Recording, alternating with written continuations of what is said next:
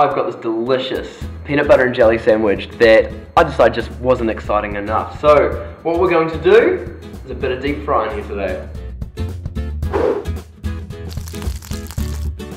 Will it deep fry? Alright, so what do we got? I'm going to chuck this in this beautiful homemade batter, and we'll see and ask that age-old question, will it deep fry? Ladies and gentlemen, please stand by for the results. That look good? Oh, yeah. My mouth is watering already. Alright, let's chuck the sucker in the deep fryer.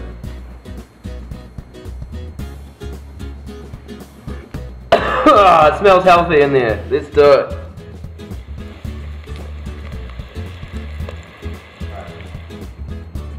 Let's do it.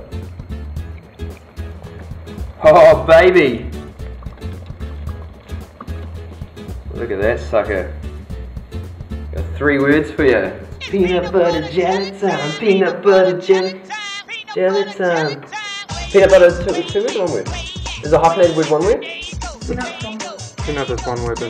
Peanut butter jelly time.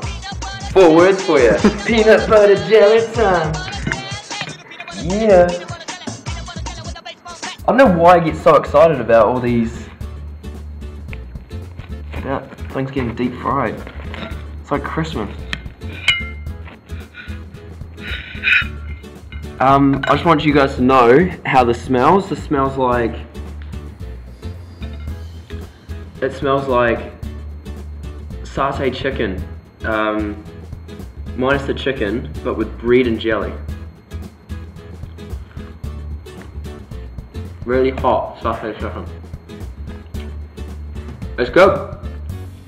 So, it's a big thumbs up on the peanut butter jelly time, the deep fried peanut butter and jelly sandwich. It does deep fry. It can deep fry, yeah.